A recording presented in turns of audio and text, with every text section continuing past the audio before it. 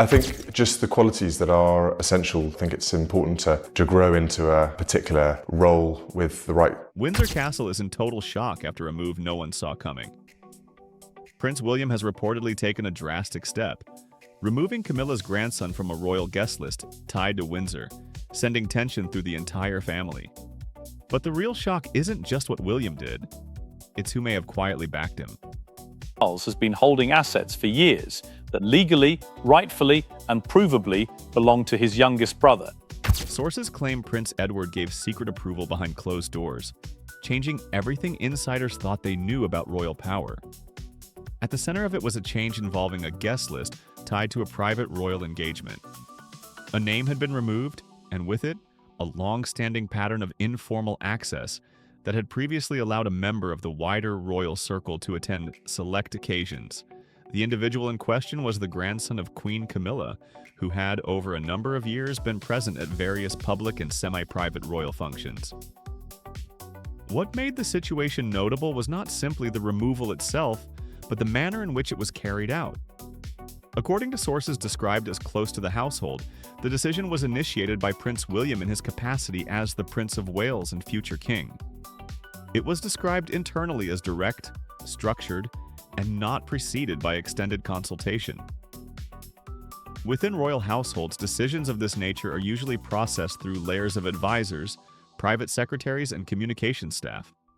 However, in this case, accounts suggest the process was more immediate. The instruction was given, the change was made, and the updated arrangements were implemented within a short time frame. Those familiar with William's approach to royal duties in recent years say, this reflects a broader shift in how he operates. Rather than relying heavily on prolonged discussion or deferring decisions across multiple committees, he has increasingly been described as favoring clarity and finality, particularly in matters relating to official access, attendance, and the structure of royal engagements.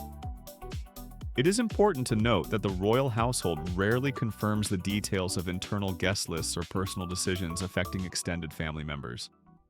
As a result, much of what is understood about this situation comes from individuals who are not formally named and who are described as having knowledge of internal processes. Their accounts, while consistent in tone, remain unverified publicly. According to these accounts, the removal of the name from the guest list was not presented as a disciplinary action in any formal public sense. There was no public announcement, no official statement, and no attempt to frame it as a broader institutional change. Instead, it was handled quietly through internal channels, as is often the case with sensitive family-related matters within the monarchy. However, within those internal spaces, the decision reportedly carried significance beyond the immediate event. For some staff and courtiers, it was interpreted as part of a gradual tightening of boundaries around access to royal events and residences. In recent years, there has been increasing attention within the institution to how invitations are extended, who is included in private gatherings, and how far extended family networks are integrated into official settings. The grandson of Queen Camilla had, by multiple accounts, attended several royal functions over time. These included formal occasions, seasonal gatherings, and events where members of the wider family are occasionally present alongside working royals. While such appearances are not unusual in themselves, they are typically managed carefully to ensure they do not blur the lines between working members of the royal family and private relatives. It is within that context that the decision is being discussed internally. Some sources suggest that concerns had been raised over time regarding behavior at a private event, though details remain unclear and have not been publicly documented. These concerns, according to the same accounts, were not treated as urgent at first, but were noted and gradually escalated through internal reporting structures. As is often the case within large institutions, particularly one as tradition-bound as the royal household, issues of this nature can move slowly until they reach a point where a senior decision-maker intervenes. In this instance, it is reported that the matter eventually reached Prince William, who then chose to act directly. Those familiar with his working style say he has become increasingly focused on defining clear boundaries around royal spaces and ensuring that access is aligned strictly with official roles and responsibilities. This approach is often described as part of a broader effort to modernize aspects of how the monarchy operates, particularly in relation to transparency, structure, and internal discipline.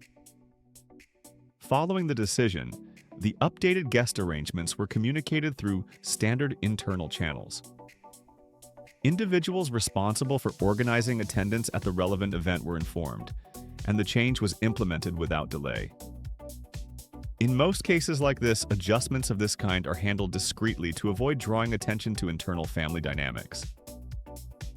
Within a short period, word of the change began to circulate among those working closely with the household. While official confirmation was not provided, awareness of the adjustment spread through informal networks, as is common in environments where small changes can carry significant meaning. For Queen Camilla, according to individuals described as familiar with the situation, the news was received privately. Those accounts suggest that while there was no public reaction, the decision was immediately understood to have broader implications. It was not simply about one person's attendance at a single event, but about how access within the royal family is being defined and controlled going forward. This moment has been interpreted by some observers as part of a wider evolution in Prince William's role. As he continues to take on more responsibility within the monarchy, particularly in preparation for his future position as king, his decisions are increasingly viewed through the lens of long-term institutional direction rather than short-term management.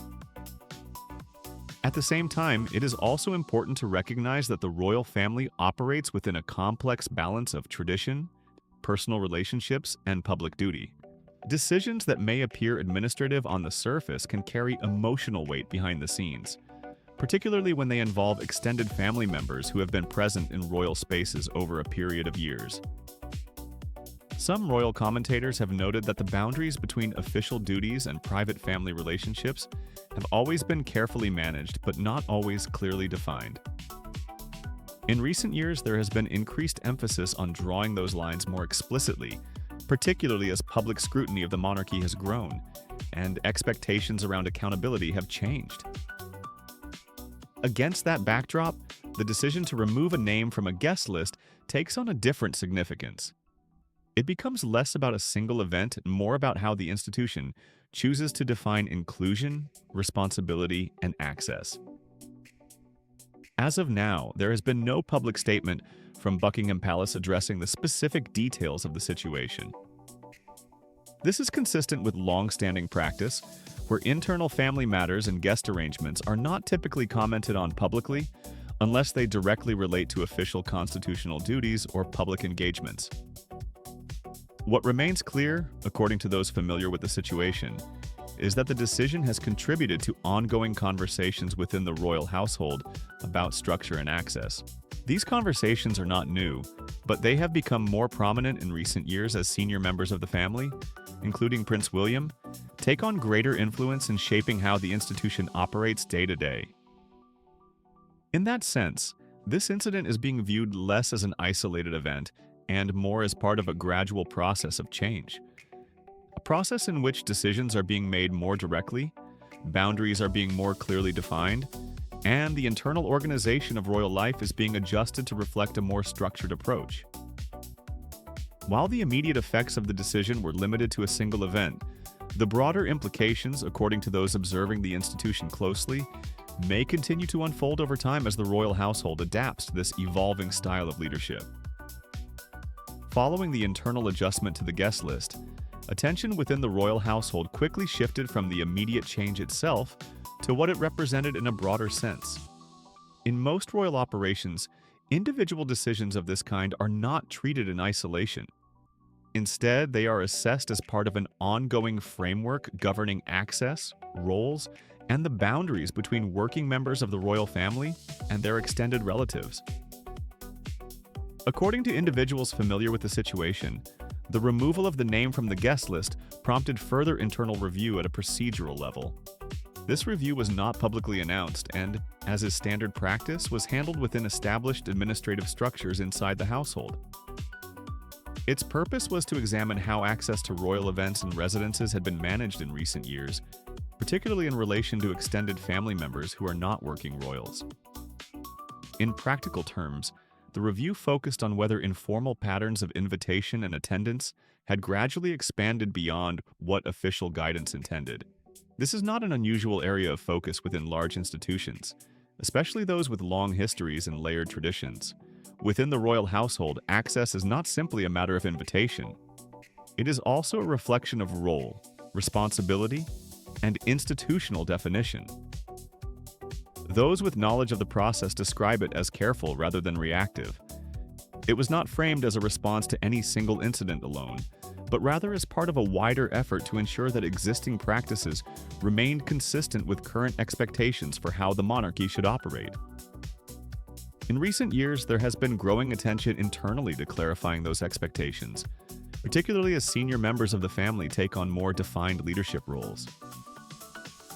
Prince William's involvement in this stage of the process is described by sources as active but structured. Rather than directing outcomes in an informal way, he is said to have worked through established channels, engaging with senior advisors and private secretaries to understand how previous decisions had been made and where inconsistencies may have developed. At the same time, other senior members of the royal family were reportedly engaged in parallel discussions. Among them was Princess Anne, whose role within the institution is often characterized by long-standing experience and a highly practical approach to royal duties. According to accounts from individuals familiar with internal consultations, Anne was asked for her perspective before certain decisions were finalized. Her input, as described by these sources, was straightforward. She is said to have supported the importance of maintaining clear boundaries around access and ensuring that decisions regarding attendance at official events remained consistent with established expectations. Those who have worked with her over many years often describe her as direct in her assessments, with a focus on institutional stability rather than personal considerations. Another senior figure mentioned in relation to the internal discussions is Prince Edward, the Duke of Edinburgh. His position within the family structure has historically been more understated compared to other senior royals, but he remains involved in institutional matters where coordination and continuity are required. According to sources close to the household, Edward's reaction to the evolving situation was measured but broadly supportive of the emphasis on clearer structure and defined access. His approval, while not presented in any formal or public capacity, is described as having contributed to a sense of alignment among senior members of the family. In institutions like the royal household, where formal votes or public declarations are not part of decision-making, such alignment is often expressed through private agreement and shared understanding rather than official statements. King Charles III, meanwhile, is said to have adopted a position of cautious observation. Individuals familiar with his approach describe him as someone who is deeply aware of the historical sensitivity surrounding changes in internal family dynamics. While he has not publicly intervened in the decisions being made, he is understood to have recognized the importance of allowing senior members of the next generation to define certain operational boundaries as part of a gradual transition in leadership responsibilities. This does not indicate disengagement. Rather, it reflects a style of monarchy in which continuity is balanced with delegation, particularly as responsibilities are increasingly shared across multiple senior figures. Within this broader context, the earlier decision regarding access to royal events took on additional significance. It was no longer viewed simply as an isolated adjustment, but as part of a wider pattern in which boundaries were being clarified and reinforced across different areas of royal activity. For Queen Camilla, the situation is described by sources as personally sensitive but managed privately. While she continues to fulfill her official duties and maintain her public role as queen consort, the internal recalibration of access within her extended family network has reportedly been acknowledged within her immediate circle. Those familiar with the situation emphasize that her official position within the monarchy remains unchanged, but the informal dynamics surrounding her broader family connections have become more clearly defined. In environments such as the royal household, distinctions between official role and extended family relationships are particularly important. Working members of the royal family are expected to operate within strict guidelines, while extended relatives may occasionally be present at events in a more informal capacity. Maintaining clarity between these categories is considered essential to avoiding confusion about roles and responsibilities. The recent adjustments, according to those familiar with internal discussions, were intended to reinforce that distinction. This includes ensuring that attendance at events is aligned more closely with defined roles, rather than informal expectations built over time. As these changes were implemented, attention within the household also turned to communication and internal coordination. Staff responsible for organizing events and managing guest arrangements were instructed to follow updated procedures more closely. These instructions were not publicly circulated but were communicated through established internal channels. The effect, according to some staff members familiar with the adjustments, was a noticeable shift in tone. While day-to-day operations continued as normal, there was a clearer emphasis on formal approval processes and reduced flexibility in certain areas of guest management. In large institutions, such shifts often occur gradually rather than abruptly, but they can still be felt in how decisions are made and implemented. At the same time, there was an awareness among senior staff that such changes inevitably carry broader implications. Even when framed as procedural updates, they can influence perceptions of influence and authority within the organization. In this case, the adjustments contributed to an emerging understanding that decision-making around access was becoming more centralized and more clearly defined. Within this environment, Prince William's role continued to evolve. As Prince of Wales, his responsibilities include a combination of public-facing duties and behind-the-scenes involvement in the organization of royal activities. Over time, his approach has been increasingly characterized by an emphasis on structure and accountability, particularly in areas where informal practices had previously played a larger role. Those who observe the institution closely note that this approach reflects a broader generational transition within the monarchy. As senior roles gradually shift toward William and other younger members of the family, there is a parallel process of reassessing how the institution operates internally. This includes reviewing long-standing practices that may no longer reflect current expectations or operational needs. It is within this context that the recent developments are being understood. Rather than a single decisive action, they are seen as part of a sequence of adjustments aimed at clarifying roles and reinforcing procedural consistency. Publicly, there has been no formal acknowledgement of these internal changes. This is consistent with long-standing royal practice, where internal administrative decisions are rarely disclosed unless they directly affect constitutional responsibilities or public engagements. As a result, most of what is known about the situation comes from individuals with indirect knowledge of internal processes. Despite the lack of official commentary, the impact within the household is described by some observers as noticeable. Staff and advisors are adapting to a more clearly defined structure, where expectations around access and approval are less ambiguous than they may have been in the past. At the level of family dynamics, the situation is more complex. Relationships within the royal family are shaped by both personal history and institutional roles, and changes in one area can inevitably affect the other. While all members continue to carry out their public duties, the internal balance of influence is gradually shifting in ways that reflect the evolving responsibilities of senior figures. Prince William's position in this structure is becoming increasingly central. As he takes on a greater share of institutional responsibility, his decisions are more frequently viewed not just as operational choices, but as indicators of the direction in which the monarchy is moving. In that sense, the developments surrounding access and guest arrangements represent more than a procedural update. They reflect a broader redefinition of how authority is exercised within the royal household, and how boundaries are drawn between public duty and private association. As of now, the situation continues to evolve quietly within the institution. While no public statements have been made, the internal adjustments that have taken place are part of a longer-term process of change that is expected to continue as responsibilities within the royal family are gradually redistributed among its senior members.